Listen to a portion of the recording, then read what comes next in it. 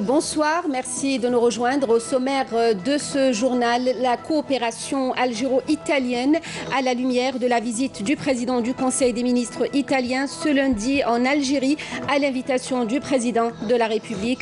Entretien et conférence de presse conjointe avec le Premier ministre Ahmadou Yahia.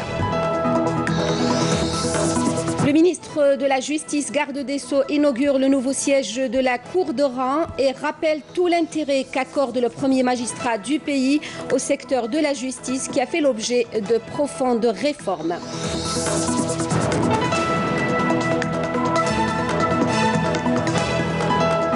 Le taux de pénétration du marché national des assurances demeure faible, à peine 1%, estime le ministre des Finances, Abdelrahman Rawia, qui a exhorté les compagnies d'assurance à diversifier leurs produits et à explorer d'autres domaines. Le Salon international du livre d'Alger avec ses livres sur le football. Gros plan ce soir sur la conférence débat et la vente dédicace d'un livre de Hamid Zouba, l'ancien défenseur de l'équipe du FLN. Et on commence par la coopération algéro-italienne. Le Premier ministre Ahmadou Yahia a eu un entretien aujourd'hui avec le président du Conseil des ministres italien, Giuseppe Conte, arrivé plus tôt dans la journée pour une visite de travail et d'amitié en Algérie à l'invitation du président de la République, Abdelaziz Bouteflika. Les entretiens se sont élargis par la suite aux membres des deux délégations. La rencontre qui s'est déroulée en présence notamment du ministre des Affaires étrangères Abdelkader Msahel et du ministre de l'Énergie Mostafa Guitoni entre dans le cadre de la promotion du dialogue politique de haut niveau entre l'Algérie et l'Italie qui sont liés par le traité d'amitié de bon voisinage et de coopération signé à Alger en janvier 2003. Cette rencontre a été mise à profit par les deux parties pour un échange de vues sur les questions d'intérêt commun au niveau méditerranéen, maghrébin, mais aussi au niveau du Sahel. Le Premier ministre Ahmed Yahia et le président du Conseil des ministres italien Giuseppe Conte ont animé une conférence de presse conjointe. Les deux parties ont mis en avant l'excellence des relations bilatérales. Plusieurs questions régionales et internationales ont été évoquées, notamment la lutte contre le terrorisme transnational, la migration clandestine ainsi que la situation en Libye. Pour ce volet, Giuseppe Conte a vivement salué les efforts de l'Algérie en faveur d'un règlement du conflit en Libye. Aussi, les relations commerciales entre les deux pays ont été évoquées avec une ambition d'un partenariat futur plus développé. Écoutez à ce propos Ahmed Yahia et Giuseppe Conte.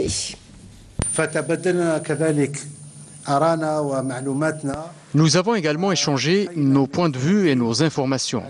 Et nous avons aussi tous deux insisté pour la réussite de cette conférence, mais aussi pour aider nos amis et nos frères libyens afin d'arriver à une solution pacifique, Inch'Allah, au plus tôt possible. Naturellement, ces deux importants points, les deux dossiers essentiels qui ont concerné les entretiens aujourd'hui, nous ont donné l'occasion de nous pencher sur les questions de voisinage au Sahel et sur l'immigration clandestine.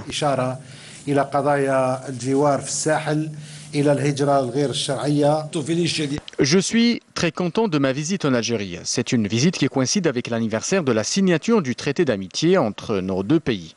Elle est aussi une excellente occasion pour propulser les relations de coopération et de partenariat qui unissent nos deux pays et pour renforcer les relations bilatérales.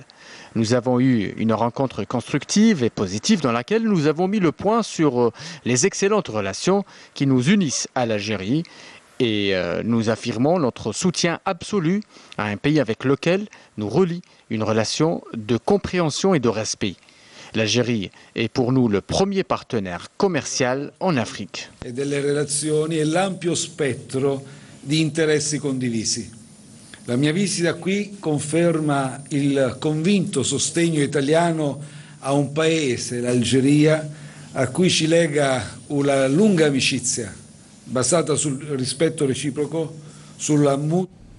Le président du Conseil des ministres italien s'était recueilli dans la matinée au sanctuaire du Martyre à Alger. Giuseppe Conte a déposé une gerbe de fleurs au pied de la stèle commémorative et observé une minute de silence à la mémoire des martyrs de la révolution algérienne.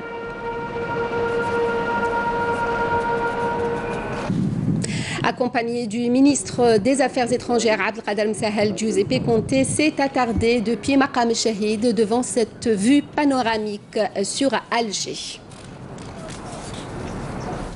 Le président du Conseil des ministres italien Giuseppe Conte a quitté Alger en fin d'après-midi au terme de cette visite de travail et d'amitié à l'invitation du président de la République Abdelaziz Bouteflika. Giuseppe Conte a été salué à l'aéroport international Houari Boumediene par le Premier ministre Ahmed Ouyahia, le ministre des Affaires étrangères Abdelkader Msahel et le ministre de l'Énergie Mustafa Ngitouni. Le général de corps d'armée Ahmed Gaït Salah, vice-ministre de la Défense nationale, chef d'état-major de l'armée nationale populaire, présidera demain un colloque sur l'histoire sous le thème « Le 1er novembre dans l'histoire militaire, valorisation des expériences ». Ce colloque, qui aura lieu au Cercle national de l'armée Abni Messous, sera animé par des professeurs et des moudjahidines. L'objectif est de mettre en exergue les points forts dans les grandes étapes historiques de la glorieuse guerre de libération et de valoriser son expérience pionnière. Je vous l'annonçais en titre, le ministre de la Justice, garde des Sceaux, a inauguré le nouveau siège de la Cour d'Oran.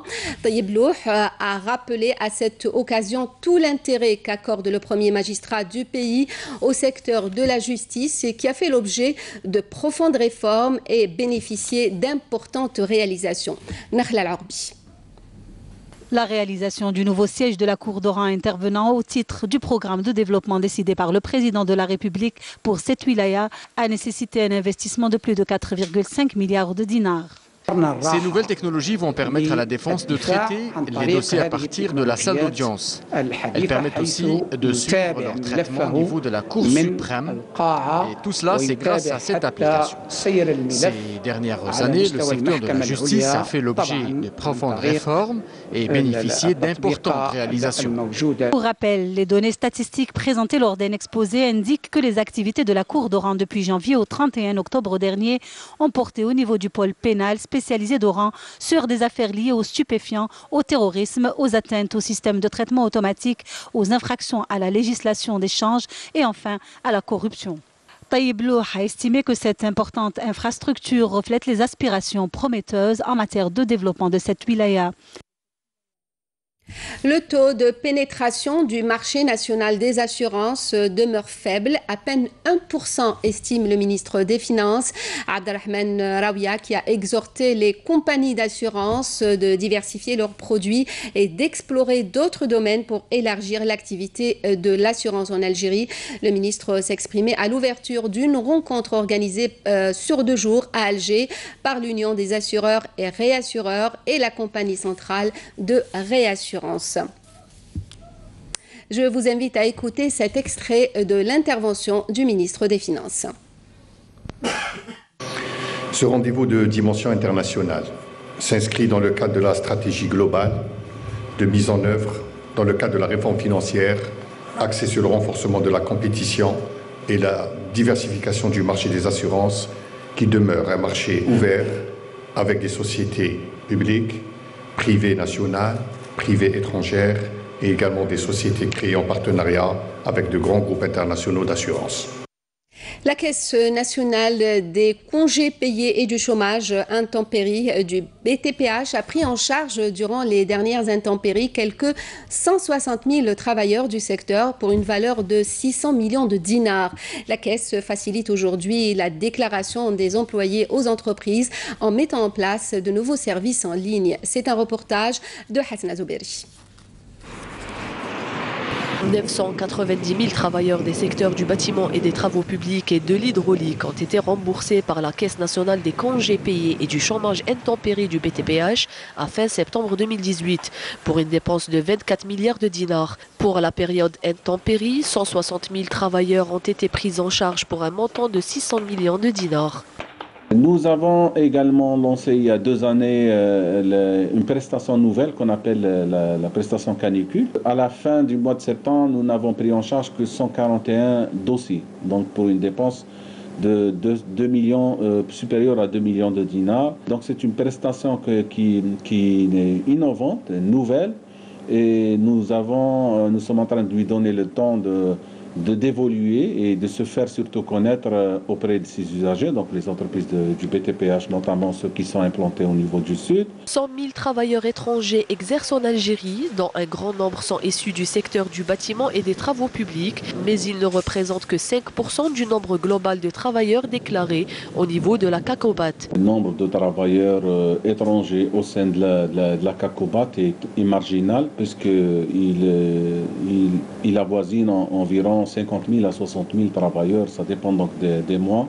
Bien entendu, les travailleurs qui exercent, quelle que soit leur nationalité, qui exercent donc au niveau du territoire national, sont couverts au même titre que les autres travailleurs algériens en termes de droit au congé payé, ainsi qu'au remboursement des indemnités qui sont liées au chômage intempéré. Des campagnes de communication sont menées auprès des entreprises pour vulgariser le rôle de la CACOBAT. Dans le cadre de son travail de proximité, la Caisse a ouvert au courant de l'année dernière 4 nouvelles agences à Mila, Oumoul Bouakhi, Mascara et Tarof. Nous comptons au début de l'année 2019 compléter donc le maillage, la couverture en termes d'agences de wilaya avec l'ouverture de l'agence d'El Bayed, et comme ça on aura satisfait l'obligation qui a été inscrit dans notre plan stratégique de développement qui va jusqu'à 2019, de la couverture de l'ensemble du territoire national en termes d'agence CACOBAT.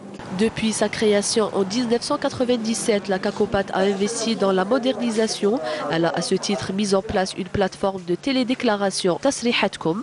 D'ailleurs, ces agences sont aujourd'hui dotées de terminaux de paiement électronique TPE, permettant aux employeurs d'effectuer le paiement de leurs cotisations avec l'intégration de l'e-payment.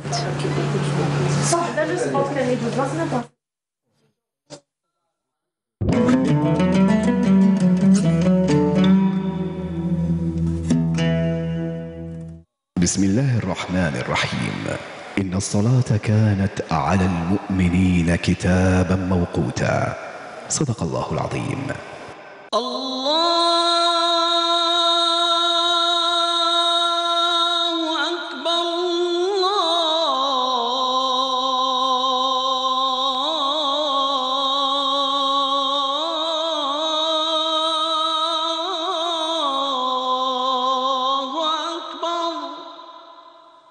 أشهد أن لا إله إلا الله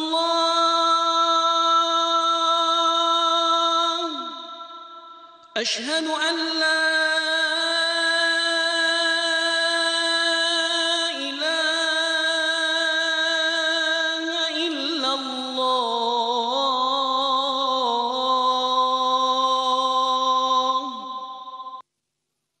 أشهد أن محمدًا رسول الله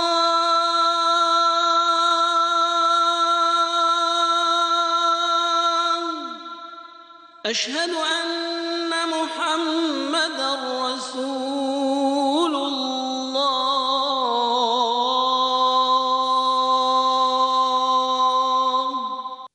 حي على الصلاة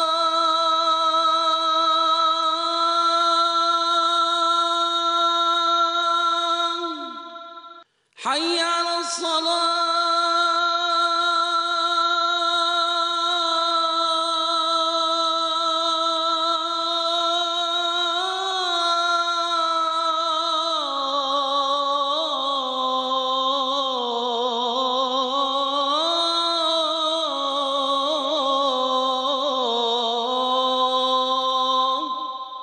حي على الفلاح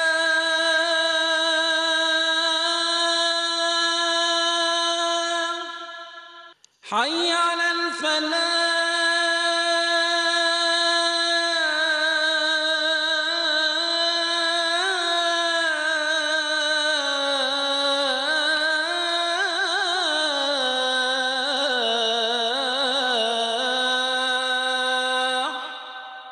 الله أكبر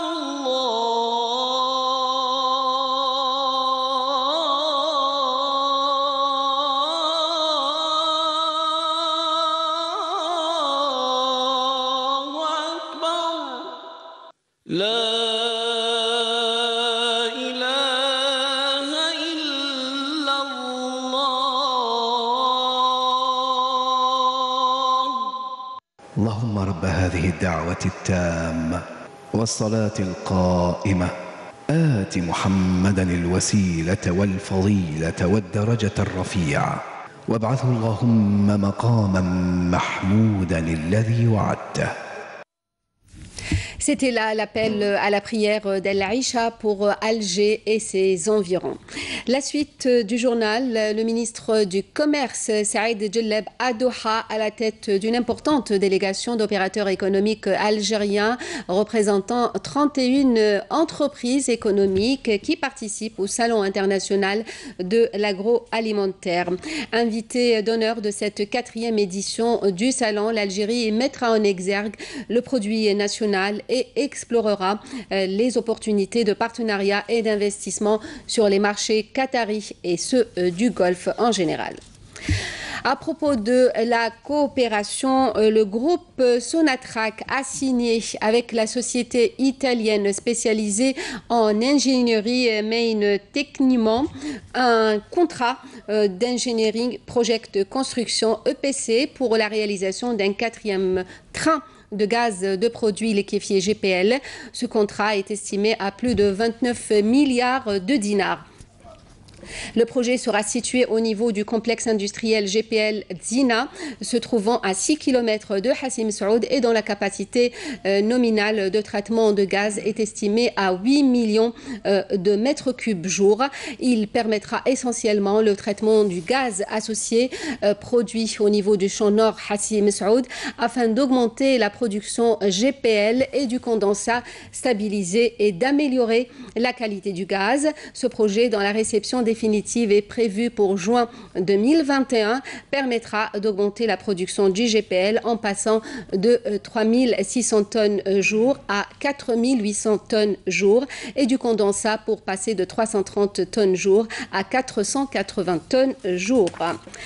Des journées de formation à Alger au profit des professionnels de la télédiffusion, une formation d'une quinzaine de jours pour une meilleure maîtrise des nouveaux système d'échange d'informations entre les pays du continent africain. Amélie Seritir. Dans un monde de plus en plus connecté, l'échange d'informations en temps réel entre les différents pays du continent africain s'impose aujourd'hui, notamment avec les transformations que connaît le paysage médiatique. Qu'avec le processus de numérisation, les pays qui avaient une chaîne se retrouvent avec 6 chaînes. Alors, si elles avaient déjà des difficultés à remplir la grille de programme d'une chaîne, vous pouvez comprendre que ces difficultés se sont multipliées par 6 au moins pour ces pays. Alors, l'une des parades que nous avons trouvées, c'est l'échange de programmes. في كل الكونتينون كاين هذا الريزو ديشانج بين باغ اكزومبل في لوروفيزيون في اوروبا، كاين في لازي، كاين في امريكا، في الدول العربيه الحزب تاع الاسبي دونك المينوس. دونك رانا حبينا نديروا لو ميم ريزو بين هاد لي 54 بي تاع الدول الافريقيه باش نكونوا قادرين بيناتنا نتبادلوا لي بروغرام لي نيوز. La maîtrise de ces nouvelles technologies nécessite une ressource humaine qualifiée, d'où l'intérêt de ces journées de formation. Je trouve qu'il est très bien organisé, avec une durée importante pour bénéficier de toutes les nouvelles technologies de la TNT. Maintenant, avec cette formation, ça va nous permettre de, comment on appelle ça, de fortifier encore nos connaissances et de voir le matériel, parce que l'Algérie est en avance, largement en avance. Ils ont leur TNT, ça fait plus de combien d'années, alors que nous, dans nos pays respectifs, c'est à peine on arrive à couvrir la capitale. Et pour un meilleur échange des programmes radiophoniques et télévisuels, le système satellitaire d'échange multimédia Menos Cloud a été adopté par plusieurs pays africains. Nous venons de signer un accord pour dépasser nos difficultés d'échange intracontinentaux avec un organisme qui est celui de l'ASBU. Nous avons réglé le problème de Menos avec la signature il y a quelques semaines à Tunis d'un accord avec l'ASBU sur la mise en place du Menos Cloud, qui est quelque chose qui nous fait vraiment voir et percevoir l'avenir avec beaucoup de sérénité. Un bond significatif qui permet de développer les systèmes d'échange entre les pays du continent africain et d'acquérir la maîtrise des technologies de la communication. 4 véhicules tout-terrain, 5 motos et divers autres matériaux dont des outils de détonation, 11 groupes électrogènes, 7 marteaux-piqueurs, 4 détecteurs de métaux et 3 tonnes de denrées alimentaires saisies hier à Ingezem dans le cadre de la lutte contre la contrebande et la criminalité organisée, annonce le ministère de la Défense nationale. Par ailleurs, des éléments de la gendarmerie nationale ont intercepté à Oran, Batna et Jijel 9 individus en leur possession 7 fusils de chasse et un fusil à pompe. Et selon le bilan opérationnel de l'armée nationale populaire, un terroriste a été arrêté, 10 autres se sont rendus aux autorités militaires et 34 éléments de soutien au groupe terroriste ont été arrêtés durant le mois d'octobre dernier. Durant cette même période, les unités de l'ANP ont également découvert et détruit 42 casemates et un atelier de fabrication d'explosifs et saisi une importante quantité d'armes et de munitions. Et dans le cadre de la lutte contre la criminalité organisée, les éléments de l'ANP et durant la même période ont arrêté 60 narcotrafiquants et saisi 17 quintaux de kif traités notamment. Et dans le cadre aussi de la lutte contre la criminalité organisée, la sûreté de la wilaya de Ain Timoshent a démantelé un réseau criminel de 4 personnes spécialisées dans le trafic de drogue. Un réseau qui activait au niveau des frontières ouest mais aussi est du pays. 100 kg de kif traités ont été saisis lors de cette opération.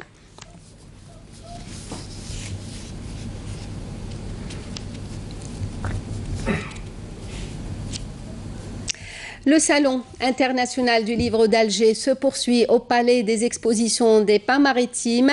Cette 23e édition draine beaucoup de monde. Les ventes dédicaces et les rencontres débats restent des moments forts, autant pour les lecteurs que pour les auteurs. Et ce fut le cas hier avec Hamid Zouba pour son livre « Ma vie, ma passion ». Voici la batiche. Hamid Zouba, ancien défenseur de l'équipe de football du FLN, a réussi à drainer un grand nombre de lecteurs et d'admirateurs. Mais cette fois-ci, ce n'est pas sur un terrain de football, mais au Salon international du livre, lors de l'exposition de son nouvel ouvrage intitulé « Ma vie, ma passion ». En présence du ministre de la Communication, M. Djamel Kawan, ses anciens coéquipiers de l'équipe du FLN, de l'équipe nationale et un grand nombre de journalistes.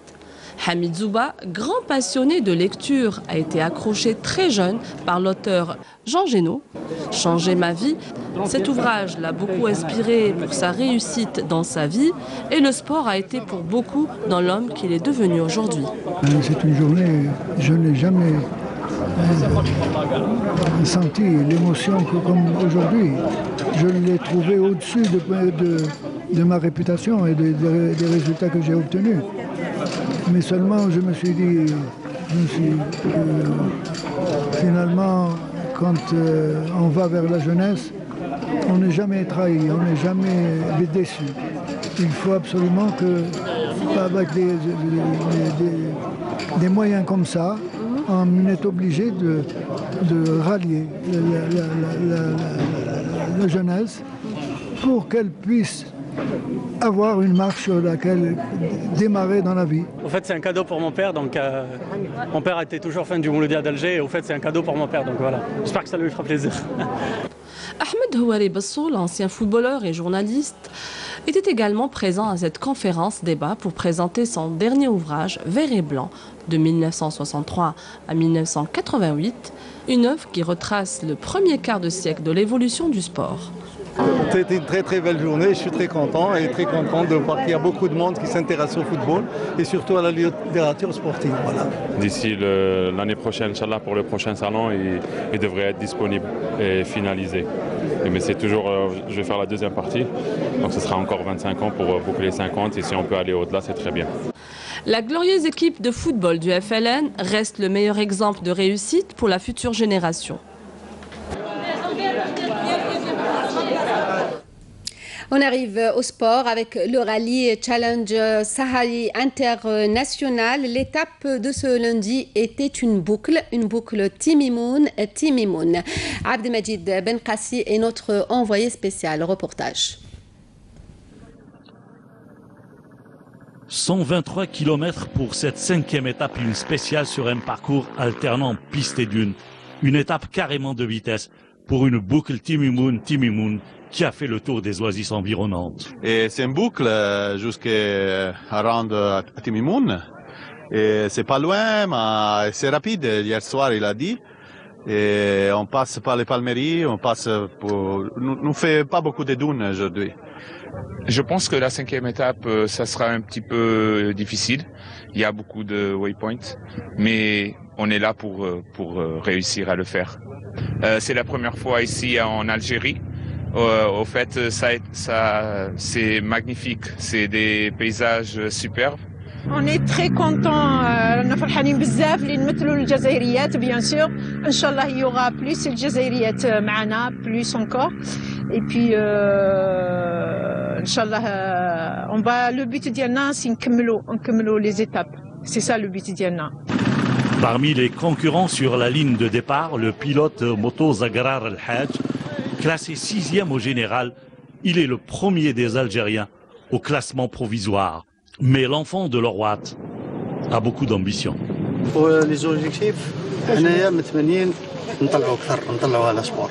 نحسبوا على هذا سبور في وقت فات كان ما اكزيستيش كان مهضوم. ومن بعد دركا خرجنا وولينا نتحكوا على الأجانب ونشوفوا الإمكانيات نتاعهم ونتفرجوا فيهم. Est-ce que هذا العام راكم عاولين تكونوا parmi les 3 premiers sur le podium? إن شاء الله يا ربي. Est-ce que راكم إمكانيات؟ الإمكانيات إن شاء الله كاين. Des difficultés sur le parcours pour certains concurrents, à l'image de ces pilotes retrouvés en panne. Je crois que j'ai fait 2 tonneaux. Tu as fait 2 tonneaux? Ouais, 2 tonneaux. Ouais. 73e kilomètre, donc c'est le seul CP de cette boucle d'aujourd'hui de Timimoun. Nous sommes au CP, donc c'est le premier et le dernier. Nous sommes au 73e kilomètre, donc il ne reste pas beaucoup pour l'arrivée. Tout le monde doit passer par là. Et c'est la fin de ce journal, le rappel des principaux titres. La coopération algéro-italienne à la lumière de la visite du président du Conseil des ministres italien ce lundi en Algérie à l'invitation du président de la République Abdelaziz Bouteflika.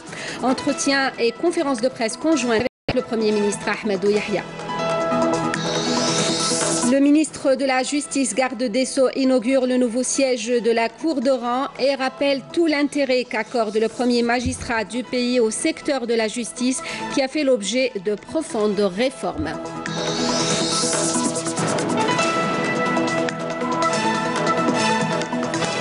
Le taux de pénétration du marché national des assurances demeure faible, à peine 1%, estime le ministre des Finances, Abdelrahman Raouia, qui a exhorté les compagnies d'assurance à diversifier leurs produits, à explorer d'autres domaines.